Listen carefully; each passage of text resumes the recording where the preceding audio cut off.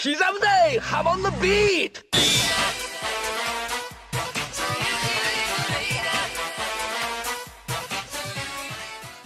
Welcome back to another Debunking Araki Forgot, where I answer JoJo fan questions that I haven't already covered. I've been on a roll with videos lately, so I've been able to very quickly put together another list for this video. Something I've been noticing lately is a lot of people bringing up topics that I've already covered before, so I would suggest to make sure you've seen the previous videos to see if I already went over something, particularly in the main videos which go over the most common questions for each part. But what I would like to do here is go back to a couple already covered topics to sort of reinforce or expand on what I said before with some better clarification. For now though, let's get into the first topic. The first question deals with part 2. This question asks how Joseph was able to use the empty shot glasses to redirect Straizo's Space Ripper Stingy Eyes, when later Caesar tells us that Hamon only works on living things. For this one, I honestly have to wonder how someone can be confused like this. Caesar's line here isn't saying that no non-organic material can conduct Hamon. I actually talked about this line all the way back in my first debunking video. Here Caesar is specifically talking about not being able to melt and destroy the Pillar Men with Hamon. Obviously that isn't possible while in their rock form, where they're shown to be immune to sunlight and UV rays. They may be able to break or damage the rock as seen with Zeppeli in part 1, but that's not what's being talked about here. For this question, the subject matter is a bit different since we're talking about whether the glass can channel Hamon. We've actually seen many instances of non-living things being able to conduct Hamon, like Jonathan's sword Pluck. As Straizo explained in part 1, non-organic material can conduct Hamon as long as contact is maintained. Joseph is obviously maintaining contact with the shot glasses by holding them, and so they are able to channel Hamon. Another part 2 question. They ask how SEDC was able to predict what Joseph was going to say, despite never being shown to be able to do this elsewhere. Of course, as we all know, SEDC is doing what Joseph normally does here. However, I think this person is assuming that Joseph specifically is the only one to be able to do this, and for whatever reason, SEDC shouldn't. I think this stems from a common misunderstanding when it comes to Joseph's predictions. Some people have said that Joseph's predictions actually come from his early use of Hermit Purple. Now, you might be thinking that Joseph didn't have access to the stand at this point, but there is something to support that. Araki said in the JoJonium Volume 9 interview that Hermit Purple is an expression of Hamon, and that Joseph did have access to it back then in some capacity, just without knowing. So if Joseph and the others were to go back in time, they would see Hermit Purple wrapped around young Joseph. Now this is an interesting idea which ties into Araki's statements about the connection between stands and Hamon, but it doesn't really have anything to do with his predictions. Joseph is able to predict these things simply because he is extremely observant. This was demonstrated in the restaurant scene, when Joseph walked through his deduction process for how he was able to predict what the gangster would do. So for SEDC, it's the same thing. He's observant like Joseph, which is how he's able to see through a lot of Joseph's tricks in that battle. This next question asks, why did Straizo and Santana not have any unique vampire abilities when, for example, Dio had freezing, Cars had blades, SEDC had boiling blood, and Wemu had wind? However, I don't think it's really the case that they didn't have any powers. The Pillar Men's abilities granted to them by the Stone Mask let them greatly manipulate their bodies, and like the other three, Santana actually did have powers like this, which we saw with his ability to squeeze through tight spaces and into the bodies of others, as well as creating a cage using his own bones. Vampires have a similar amount of control over their bodies, although seemingly less so than the Pillar Men. Keep in mind though that these powers aren't something just given to them, they have to train their bodies and then end up developing these techniques. Dio experimented with the limitations of this, which is how he came up with things like freezing and the Space Ripper Stingy Eyes. And Straizo actually did have access to the Stingy Eyes, so that is an example of him using a vampire power. He was also shown to have a great degree of control over his body parts, so I really don't see how Straizo is different from the others in this regard. This next one asks, how was Caesar able to kill Mark with Hamon? Now I don't exactly understand this question since it was never the case that human beings are immune to Hamon. We have seen that Hamon is capable of passing harmlessly through living things, but if Hamon is concentrated it actually can cause damage. First of all, we see that humans can be knocked out by being zapped with Hamon. and in some cases, strong enough Hamon could even stop a person's heart. So it's not the case that Mark would be unable to be killed by Hamon, which is precisely what happened. The next person asks how Lisa's scarf was able to conduct Hamon, when earlier we saw that Straizo's identical scarf was used to repel Hamon. This person seems to not fully understand what the scarf is. This special scarf was created from the dried fibers of thousands of beetles. It conducts 100% of the Hamon it receives. Straizo compares it to a lightning rod. So while it can be used to conduct Hamon as an attack, it can also completely absorb Hamon as a defense, which is what Straizo does. This next person asks a question I've seen quite a bit. Why didn't Jotaro inherit Hamon from Joseph, like how Joseph inherited Hamon from Jonathan? I actually very briefly covered this topic before in a previous video, except I was talking about why George II didn't inherit any. Despite how common this question is, I think the answer is actually extremely simple. He just didn't inherit it. In the same way that George II didn't inherit it from Jonathan, and that Holly or Josuke didn't inherit it from Joseph. People are different and their potential expresses itself in different ways.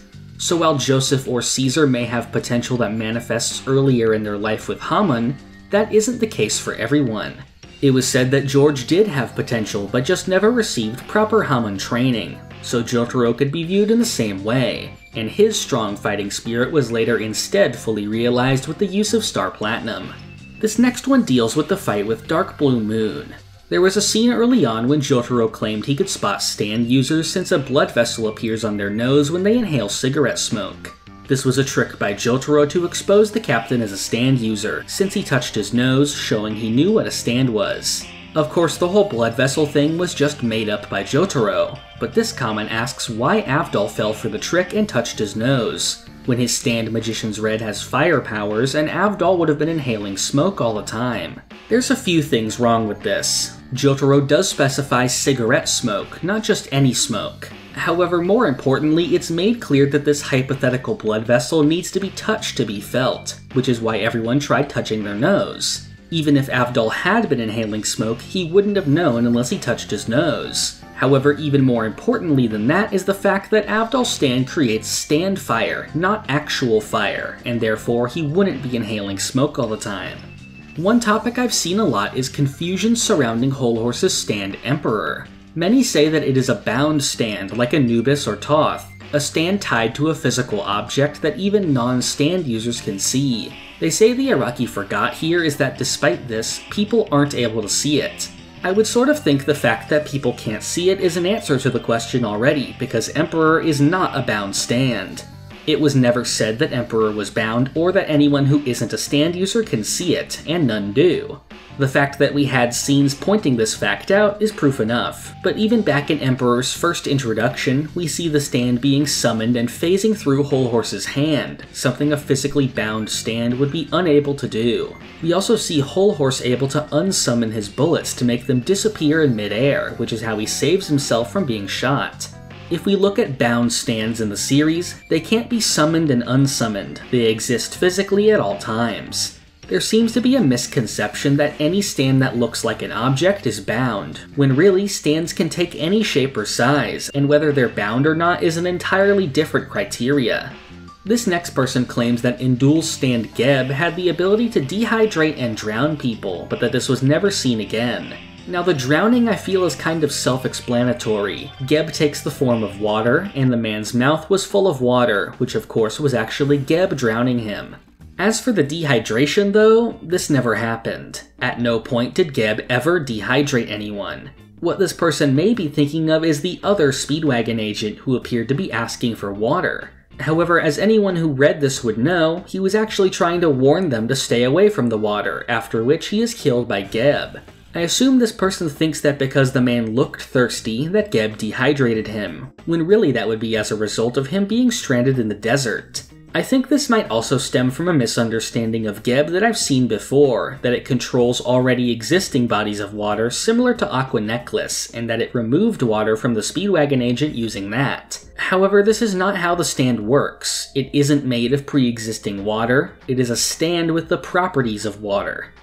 Something I've wanted to cover for a while now, but I've never been able to fit into a video, is the common idea that Jotaro's time stop has some kind of effect on his heart. This isn't really people claiming there's a plot hole or Araki forgot, but regardless, it's one of the most common pieces of misinformation I've seen in the JoJo series. Through just a basic search, you can see people claiming that Jotaro's heart goes through some kind of strain or is outright stopped during stop time, and that this was the cause for his decreased time stop in later parts. You can find multiple people online claiming this was something directly stated in the manga or by Araki. However, this is not the case. Across the manga, anime, supplemental materials, and any interviews with Araki, it has never been said that Jotaro's heart is affected by time stop in any way, and nothing even similar to this is true. The only reason for Jotaro's time stop decreasing was directly stated in the manga, that it is due to it not being continuously used. For an example of this being said, take a look at this Reddit exchange. Here someone claims that Jotaro said his heart is strained by time stop, which is completely untrue. Then someone follows up by saying that this was the stated reason for Star Platinum's durability decreasing from A to E in Part 6. This is also completely untrue. Then someone correctly points out that this is not the case, and it is just a common fan theory. Finally, this last person responds by reiterating that it was confirmed in Part 6, taking the second comment completely at face value while actually knowing nothing. To make matters worse, this last comment gets more upvotes just by being confidently wrong, rather than the actually correct comment. I have no clue when exactly this idea started, and it's so widespread that I think it would be practically impossible to find.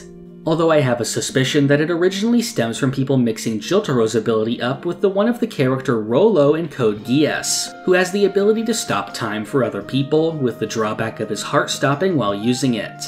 While not directly related to the topic of this video, I do think this is important to cover since spreading misinformation like this is exactly what leads to the kind of topics I respond to in these videos. Another similar piece of misinformation is the idea of Star Platinum being a reincarnation of Jonathan. This one has even tied into Araki Forgot topics before, with some saying Jonathan's stand shouldn't be able to exist since he was really reborn as Star Platinum. This idea is completely unfounded despite countless people continuing to say it. Many people point to a moment in Part 1, when Jonathan says that if he dies, his ghost will haunt Dio as evidence that Jonathan returned as Star Platinum. You could even find some clickbait articles online directly mentioning this piece of dialogue as proof of the theory. However, the screenshot people use of this is completely fabricated. Jonathan doesn't actually say this in the manga or anime, and this picture was most likely created just to support this idea. This next question deals with Part 4. They ask why Akira didn't use Red Hot Chili Pepper to help search for Kira, since we saw in Thus Spoke Shibe Rohan that he became friendly towards the other characters. Well, first I'd like to point out that the Rohan chapter that Akira appears in, Mutsukabe Hill, takes place about 13 years after Part 4. As for in Part 4 itself, Akira was being kept in prison on a 3-year sentence and was too scared to leave out of fear of retribution from Jotaro. I think the most important thing here, though, is the state of his stand. After it was thrown into the water by Josuke, it was torn to pieces and its appearance changed drastically, and seemed to stay that way, at least temporarily. Koichi's narration comments that his stand is a mess, making him no longer a problem, so he is seemingly unable to freely traverse the power lines like he could before. This next one asks how Josuke was able to change the letters on the lottery ticket to something other than what it was originally. I really don't know how someone can ask this when we've seen countless examples throughout the part of Josuke fixing things incorrectly. Of course, there's the very early moments of him messing up the bully's face and Jotaro's hat, and then later the furniture and fusing Angelo to a rock. We also see him do things like fix the ground into a raised up wall, so he just did the same thing here, manipulating the ink to be fixed into a different state. This question is one I've seen for a long time, but I somehow never ended up covering it. Some people have asked why when Kira was disguised as Kozaku, he didn't have to use special makeup to maintain his appearance, when otherwise people under Cinderella's ability had to do it, like Yukiko. However, it was shown that this is not a completely rigid limitation of her stand. All of the rules Aya applied to her customers only existed to fulfill her wish to act as their fairy godmother. As we saw at the end of the arc, Aya is able to reverse or maintain these changes without the use of makeup, so Kira wouldn't have to be stuck with this after he threatened Aya into altering his appearance. This next one asks how Koichi was able to appear in the Cheap Trick arc when he was simultaneously trapped in the paper by Enigma. This person is correct in recognizing that these arcs take place crossing over with each other. However, I don't see how this would result in this kind of confusion. Even in the anime, which makes the arcs overlap, Koichi doesn't appear at Rohan's house until after he had already been freed from the paper, so it's presented really clearly here. The beginning parts of the Cheap Trick arc happened during the previous arcs, and Koichi's appearance happens after those arcs have ended. One of the most common questions I've seen asks how Kira was able to control the air bubbles of Stray Cat, when Stray Cat is a separate stand and Kira has never been shown to be able to control the direction of things his bombs are implanted in. People seem to be overcomplicating this, since the answer is very simple. Kira trained Stray Cat to control the direction of the shots on his command. This is why he was repeatedly visiting the plant in the attic and giving it cat food. This next question deals with the spin-off story Dead Man's Questions following the ghost of Yoshikage Kira. This person asks why Kira needed to buy a ticket to ride on the train when he's a ghost. First of all, they sort of go on to answer their own question here by pointing out that as a ghost, Kira needs to avoid touching people or his body will be damaged. But to this they ask why he doesn't just stand up on the train. I really don't see how this makes sense. First of all, Kira isn't riding on the subway here. This is a long-distance bullet train, not really the kind of train that you stand up on. Of course, he doesn't really need to sit necessarily, but I think he's actually more at risk standing in the cramped aisle that someone could walk down rather than reserving a seat for himself. As for why he needs to get a ticket at all, we need to remember that ghosts in this story abide by a certain set of rules. Kira cannot enter into places that he isn't invited, so you could argue that he wouldn't even be able to board the train without having a ticket. Finally though, I think this person misses the most important part of this. Kira got the seat on the train because he wanted to. He likes to enjoy his time and watch outside the window undisturbed. It's the same reason he decided to take the train instead of just walking. He does these things to make it easier on himself. Now for a part 5 question. This person asks how in the babyface fight, Giorno was able to make his hand return to him, when this isn't something his ability can do. However, this is something Giorno can do. In fact, it's one of the first things that we ever see Giorno do with his ability, which is that his creations return to him. Early on, we see that the frog returned to Giorno. Giorno imbued the bike with life to turn it into a hand, and had that creation return to him. Now another thing I've already gone over is the confusion surrounding the stand King Crimson. I addressed this in my main part 5 video and went into much more detail in my full video on the stand. However, not everyone watched that video, so I still get a lot of comments confused about it. So I'd like to just focus on a few points to make those more clear. The main question I still see raised about the stand is how Diavolo is seemingly able to interact with things during a skip, despite it being stated that he cannot interact. I already answered this before, but it apparently isn't clear enough. When Diavolo looks at Epitaph, he is shown a 10-second broadcast of the future. The things shown are fated to happen no matter what. When Diavolo skips time, his body becomes exempt from fate, and he can move freely. However, this only applies to him, and nobody else's fate is able to be changed. But imagine if Diavolo were originally fated to do an action, which would then result in someone or something else being affected. If Diavolo skips time, just because his actions are overwritten, doesn't mean that the fate of the other people would be changed. So the results of those original actions still remain regardless. This is how he was able to move Trish out of the elevator or how he impaled Narancia on the bars. He was originally fated to do those things, and then skipped time to confuse his enemies while still keeping the results. One more specific instance I've seen a ton of comments about is his fight with Risotto. At the end of the battle, Risotto manipulated Aerosmith to shoot Diavolo, but Diavolo skipped time and the bullets went through him. A lot of people have asked how this is possible, when the bullet's fated path should have been to stay in Diavolo after they hit him. This is a huge misunderstanding of the scene, since Risotto's intention was actually to kill them both. This was his last-ditch effort to kill Diavolo while also sacrificing himself.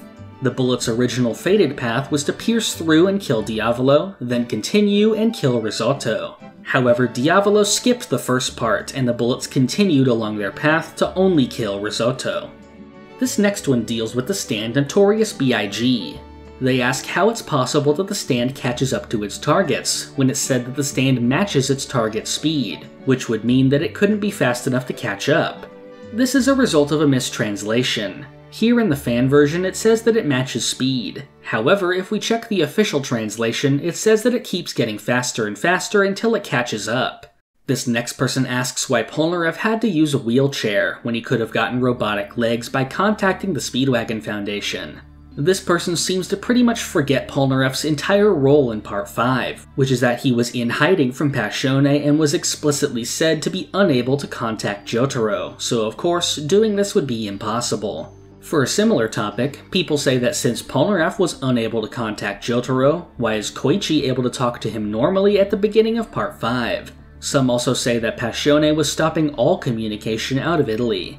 This question is kind of absurd since it was never said that Passione is halting all communication. Passione isn't halting communication, they're monitoring it. Polnareff was being targeted by Passione, and so if he was caught trying to contact someone outside of the country, they would locate him. Koichi is just a normal civilian who isn't being targeted.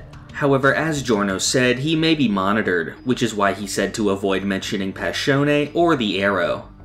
This next question asks how it's possible that natural stand users like Avdol, Kakyoin, or Tonio exist, when it was shown that the meteor is the source of all stands. I really don't see how this is a contradiction. The meteor crashed on Earth tens of thousands of years ago, and all those people listed were born into a world that already had the meteor and stand users on it. As we know, while stands aren't necessarily hereditary, stand potential is, and so stand user ancestors and people could be the cause of them naturally awakening stands. However, another answer is of course that the meteor isn't the source of all stands like the comment claims, since that was never actually directly said by the manga. Like the Arrow, the meteor was physically drawn to Earth due to the stand potential of the people there. We already know that abilities like Hamon or vampirism exist independently of the meteor. There's a common misconception that the virus from the meteor is what creates stands. This isn't the case. The virus forces the body to evolve to survive, so for those that do gain a stand ability, they already had that latent potential in them, which the Arrow drew out.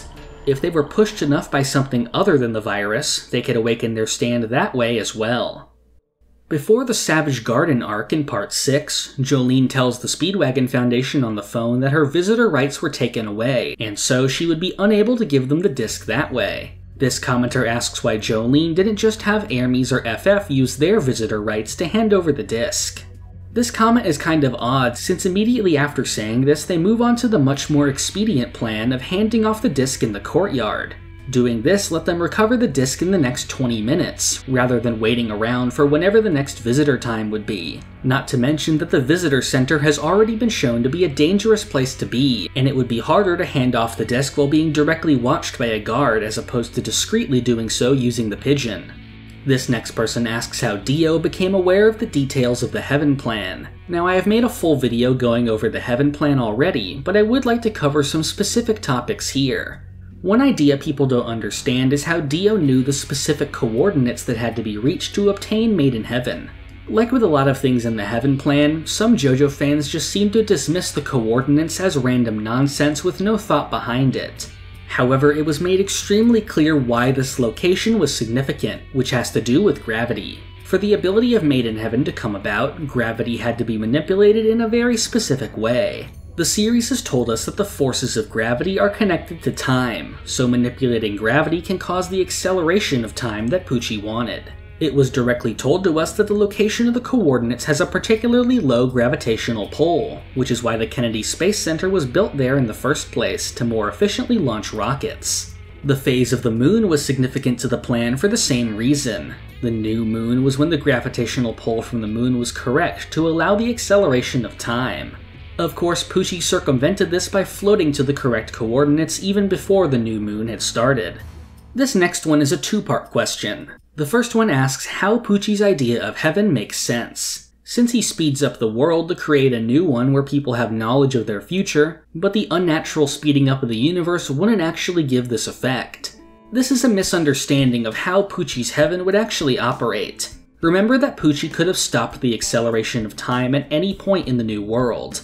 The reason they returned to the prison in 2011 is solely because Pucci knew Emporio would be there so he could kill him. For some reason, people think that this specific time is otherwise significant, and that heaven would just be a loop of the short time from 2011 to 2012. So it doesn't matter that Pucci unnaturally accelerates time in 2012, since literally all people from the beginning of time up to that point will still exist in a world with knowledge of their future. Also remember that now that Pucci has Made in Heaven, he can even accelerate time at some point beyond 2012 and have even more people in the distant future be aware of their fate.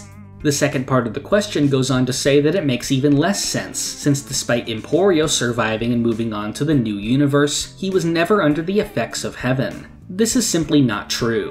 Emporio is directly shown to be aware of future events like the guard tripping, and is also shown of being unable to change fate by moving in another direction. And this was the entire reason that Emporio needed Pucci to insert the weather disc, because only Pucci was able to move freely of fate in this world. This next person asks why Pucci wanted to kill Emporio, when he was completely helpless and interfering with Emporio is the entire reason he lost. First of all, just because Emporio was not a direct danger to Pucci at the moment doesn't mean he wouldn't be in the future. Pucci directly says that Emporio would grow up one day and, like his allies, would be fated to oppose him. As for this leading to his defeat, Pucci had no clue that Emporio had the stand disc or that there was any way for Emporio to actually fight back against him. Lastly, Pucci doesn't really have to have a good reason for killing Emporio. He tries to kill him because he wants to. Really, it's the same as asking why Dio didn't just be good and live with a rich family, or why Kira didn't just give up his quiet life and flee Morioh. These are things that go against their character, and characters don't always act with perfect efficiency at all times. They have flaws and make mistakes or go otherwise out of their way to get what they want.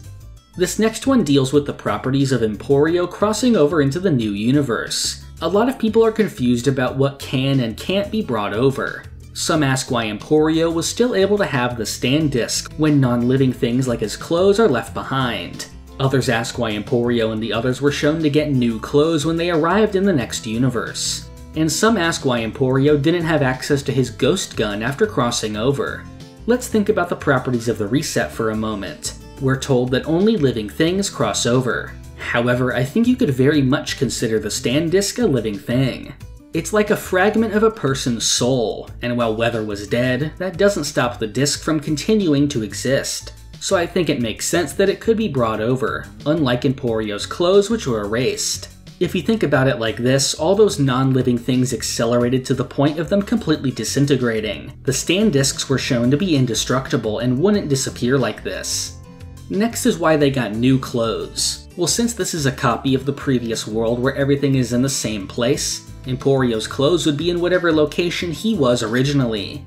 That's why everyone wakes up with their clothes right next to them. And as for why Emporio couldn't use the ghost gun, I think there's two possible answers here. We don't actually know for sure if the ghost gun would be left behind, since he dropped it before we could learn that. It's possible that it could, since in JoJo I think we could actually consider ghosts or spirits to be living things in the same way the stand disc is. After all, the spirit is literally the life energy left behind after the body dies. However, if the gun is something that cannot be brought over, we still have to remember that in this case, if Emporio didn't have it on him at that time, he wouldn't be able to use it, so he would have to run to the ghost room to go find it. This next person asks why Dio was helping humanity by achieving heaven, when his goal prior to this was supposed to be ruling the world. This stems from a big misunderstanding of the heaven plan that Dio is somehow benevolent for wanting to achieve it. First of all, I don't think I have to point out that heaven is not a good thing for the vast majority of people. Pucci tells us that humanity could evolve to accept their fate completely and have peace of mind. However, that's simply hypothetical, and Pucci's will to reach heaven mainly stems from his trauma at the loss of Perla, and wanting to avoid the pain of that event. It's unlikely that humanity would ever truly reach peace of mind with heaven, since the natural state of humanity is not being a slave to fate. Also, despite what this person says, Dio never stopped wanting to rule the world, and wanting to achieve heaven doesn't conflict with this. The reason people are confused about this is because of the step in the heaven plan that involved the destruction of Dio's stand. However, you need to remember that the heaven plan as Dio envisioned it never actually happened. Dio had no intention of losing to Jotaro in Part 3, and this step would have been reached after Dio had prepared to absorb the souls of the 36 sinners. When he did this, his stand would absorb the souls during its destruction and then evolve into one that would help him reach heaven. He didn't expect to die and have the plan be completely taken over by Pucci years later. Dio still intended to rule the world, but he also wanted to force everyone under him to know they are completely powerless with that outcome by being aware of their own fates. This next question asks what the point of Jolene's sacrifice was when Pucci was still able to find Emporio in the next universe. However, the sacrifice was far from pointless since the entire point was delaying Pucci so that Emporio could reach the next universe. If Jolene hadn't stayed behind to hold off Pucci, or for that matter, if any of the other main characters hadn't played their part, Emporio could have never reached the new world where he would be able to corner Pucci and defeat him. This next question deals with the new continuity starting with Part 7. They ask why the Pillar Men never awakened in the new universe when they did in the original one. This person seems to have no understanding of the nature of the new universe. I shouldn't really have to point this out, but it is not a carbon copy of the original one. I've gone over before that the new universe starting with Steel Ball Run is not the same as the Irene universe from the end of Part 6. That universe does have the same history as the old one, just with changes made to the lives of the Part 6 characters and the future. Part 7 is the start of an entirely new continuity from a meta standpoint, with no real connection to anything prior other than homages to things from the original story. Just because something exists in the original story does not necessarily mean it has to exist here. One obvious example of this is all the new things that did not previously exist. There was no Steel Ball Run race in the original universe, and there were no Walleyes or Rock Humans, so Pillarmen don't have to exist at all, and even if they did, nothing would indicate that they'd have to awaken at the same time. This person asks about the scene when Johnny, Gyro, and Hot Pants are trapped in the orchard by Ringo. Here, no matter where they go, they get lost, so they decide to start marking trees whenever they make a turn. However, Ringo would then rewind time to make them turn earlier, making them lose track of where they are. This person says that they could simply continue walking forward without turning to know the ability is sending them back. This person seems to not understand that the characters do not know they are being rewound in time. They have no reason at that time to think there's something supernatural keeping them there, so they obviously wouldn't be thinking with that in mind. Once they ended up back at the cabin again, Ringo also literally explained what he was doing to them. Also, even if they decided to continue walking in a straight line, Ringo could just rewind them every 6 seconds, making it impossible for them to gain any ground as long as Ringo wished. Immediately after this, they also ended up locked in a fight with him, and obviously they couldn't leave at that point without defeating Ringo. This next one says that Ringo's philosophy is based on bettering himself through fair duels. However, the event that started this was him shooting his unarmed attacker, which wouldn't be considered a fair duel. However, this isn't what happened at all. Ringo didn't just shoot the man while he had no opportunity to retaliate. Ringo dropped the gun, and the two of them both tried to pick it up, but Ringo was faster and killed him, so this actually was a fair duel. The next question deals with the D4C arc. This is one of the most confusing parts of JoJo, and also one of the most common Araki forgot topics. All the way back in my Part 7 video, I went into great detail explaining it, but this time I'll be looking at a smaller follow-up question. Just so you remember, in this scene, Valentine shoots Johnny, and then moves Diego and Wekapipo into other worlds and back in such a way to make them believe that they also shot Johnny. Finally, he planted witnesses from other worlds in the nearby park to cover his tracks, with them corroborating all versions of the story. This comment says this doesn't make any sense, since earlier when Johnny was first shot by Valentine, we could see the witnesses, who would clearly be testifying that Valentine was the culprit. However, this person seems to greatly misunderstand the course of events here. Of course we would see the witnesses here, because these are the original universe version of the witnesses. After the shooting, Valentine replaces them with people from the other worlds, who obviously would then believe an entirely different version of the event. I think it goes without saying that Valentine would need to wait until after the shooting when we first see them to then replace them, otherwise they wouldn't have witnessed the incorrect shooting in the first place. Valentine also had plenty of time to replace them afterwards, with Gyro being occupied for some time by the fight with Chocolate Disco before talking to them. This next one brings up how earlier in the Catch the Rainbow arc, Gyro didn't want Lucy on his horse, since he vowed to never let a woman ride on it. They claim this was contradicted by the fight between Gyro and Valentine, when Gyro had Lucy on his horse, which ultimately ended up leading to his death. I really don't get how they're just missing that this was the entire point of the scene. After Gyro's death, the manga even directly shows a flashback to that scene in question to hammer in the point. Here Gyro says that if a woman were to ride on his horse, the goddess of victory would become jealous. Johnny wonders if Lucy may be a goddess as well. While Lucy was combined with the corpse, she is repeatedly referred to by Valentine as a goddess. Gyro needed Lucy on his horse to save her, and he also used the light fissure coming from her to read the direction of Valentine's attacks. Riding with Lucy was necessary to defeat Valentine, but that also is what ended up leading to his own defeat, since Gyro's steel ball passing through the fissure disrupted his perfect spin. The scene also refers back to the idea discussed earlier by Gyro of the ball in the net, that you don't know what side it will end up on. And the ball passing through the fissure visually calls back to this as well. This idea refers to an impossible choice, not knowing which side of the net the ball will fall on, which is completely in the hands of God. In this case, the goddess was aligned with Valentine, and Gyro turned out to be unlucky. This one asks why Valentine had the powers of Love Train when Lucy was the owner of the corpse. This is just a plain misunderstanding of the corpse's power. Lucy wasn't the owner, she was just a vessel to contain the corpse, which allowed Valentine, the actual owner, to use Love Train. Next, this person brings up Gyro mentioning that countries that use the power of a corpse will last 1,000 years. However, once Johnny stole the corpse from America, nothing happened. This seems to be completely missing the point of the end of Part 7, where Steven directly states that the corpse has no owner. With Diego's death, the power of the corpse belonged to nobody, and it was locked away without anyone having access to its power. So when Johnny went and acquired it, it wasn't actually doing anything.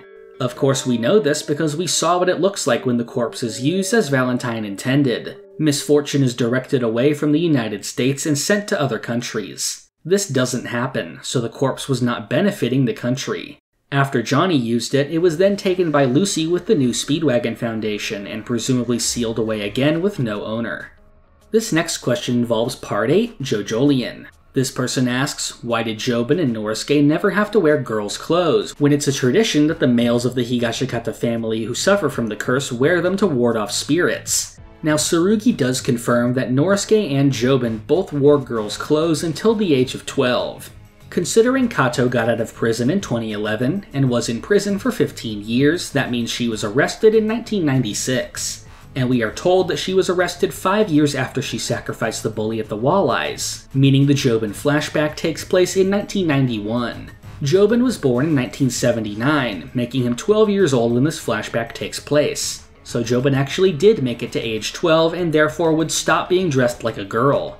However, I do have another argument here which also accounts for Norisuke. According to Norisuke, he caught the disease when he was 11 years old, meaning he would normally still be dressed as a girl at this point. However, the entire purpose of them being dressed as a girl is because they believe it wards off the rock disease. If they already have it, there wouldn't really be a reason for them to wear it anymore. If Norisuke caught and showed symptoms of the disease at 11, I think they would just not bother with dressing him as a girl at that point. In Jobin's case, he was already 12, but he also showed cracking on his skin and memory loss, both signs of the rock disease, and may have also been absolved of wearing it. This next person asks why in the Wonder of You arc, Joshu didn't just use Nut King Call to reattach Yasuho's arm. I really don't see how they think this would work at all, since Yasuho didn't simply get her arm severed, it crumbled away to dust as Paisley Park was damaged. There was no arm to reattach, so she had to use the fruit to grow a new one. This next one deals with the final battle with Toru. They say that Araki forgot how the new Lokakaka works, since we first saw Yasuho receive an arm from Joshu by eating the fruit, but then after Toru ate the fruit, he was actually exchanged the other way around towards Tsurugi. This comment seems to be kind of missing the entire point of this scene. Tsurugi actually did exchange towards Toru at first, but they seem to be under the impression that Tsurugi didn't eat the fruit. However, this is not true at all. He was fed the sap of the tree by Kato, which was shown to have the same effect as the fruit. So Tsurugi exchanged with Toru, transferring the rock disease to him, and then was healed by the tree's sap, killing Toru along with the disease. That's all of the Araki Forgot topics for now. If you want me to cover a certain topic in a future video, comment it down below. I'd also like if you check out one of my other recent videos, my full analysis of Dio as a character and how he ties into the main themes of JoJo. I think I get into some very interesting ideas there relating to fate and heaven, so please watch if you're interested. I also hope that you'll subscribe and click the bell for future videos. You can also join the Hamon Beat Discord to be updated on new videos and important JoJo news. Finally, I'd appreciate if you help support the channel on Patreon. There you can receive Discord perks as well as the opportunity to submit questions. This video's question comes from Oi Josuke. They mention how in a previous question I talked about how I thought parts 1 and 2 were better executed in the anime, and that the same wasn't true for parts 3 to 6. They ask what flaws I think held those parts back. This is actually a topic I could see becoming a full video, especially now that we've gone through 10 years of the JoJo anime. But I'll go over my basic criticisms here. Part 3's anime is one I actually love a lot, and it was the first one I saw weekly. The main flaw would probably be its pacing, but unlike some people, I actually like there being standalone episodes just to focus on one fight. My problem comes with the multi-part episodes, especially the fight with Darby, which had no business being more than one episode. Especially when the old OVA already managed to make it one episode without really cutting anything. My other big problem would be the budget allocation. Some minor fights like Ebony Devil are extremely well done. Then you get to the final confrontation with Dio and the animation quality falls off a bit.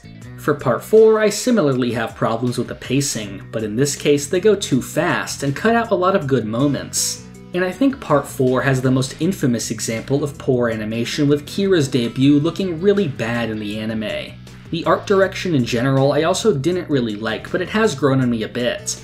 For part 5, I think it's actually the closest of these to being better than the manga, and I'd say they're actually about equal.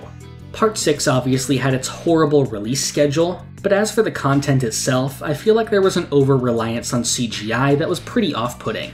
I'll definitely make a video at some point going into my deeper thoughts on this topic, so keep an eye out for that in the future. If you want to submit a question, you can join the Patreon at any tier and submit them via my page's member post tab. You can submit as many questions as you want, so don't be shy. Thank you for watching. This is the part of the video where I thank my $5 and up patrons. Thank you to Alex Ramirez, Doorbell, Crayon, Rico Vids, Zucato, Pumpkin Doge, Marrow, Almighty Quarth, Cowrie, Gatlin Grove, Lime Jinjo, 17-Hit Combo, Sponge Cake, Cakext, Feliciano Rabaja, Rayana Meme, Christian McDonough, Navi, Emmanuel Etienne, Pulse Dog, Great Riek, D, Dr. Zombie, Carmotrina, Hunter Gill, Adam Grogan, Zach Greenfield, and FIFO.